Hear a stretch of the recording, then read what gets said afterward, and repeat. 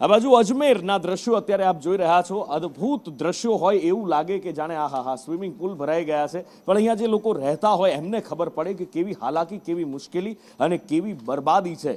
તળાવ ઓવરફ્લો થઈ ગયું અને અજમેર પાણી થઈ ગયું. અંકિત પાસેથી ચિતાર મેળવીએ.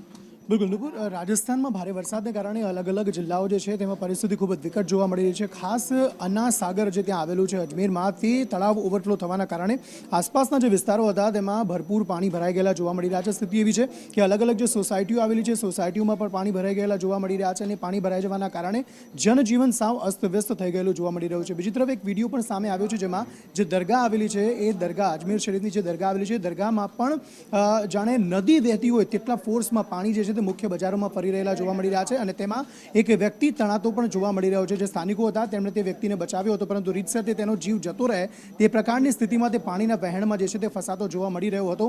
આ પરિસ્થિતિ બાદ એવું જોવા મળી રહ્યું છે કે હજુ પણ કેટલાક દિવસો સુધી અજમેરમાં આ પ્રકારની સ્થિતિ જે છે તે જોવા મળી શકે છે. આ ઉપરાંત 6 અલગ અલગ જિલ્લાઓ છે જેમાં ભારે વરસાદ માટે રેડ એલર્ટ આપવામાં આવ્યું છે. અલગ અલગ શાળાઓ જે છે તેને પણ બંધ રાખવાના આદેશ જે છે તે આગામી આદેશ સુધી આપવામાં આવે છે, કારણ કે પાણીની પરિસ્થિતિ ખૂબ જ ભયંકર અત્યારે રાજસ્થાનમાં જોવા મળી રહી છે.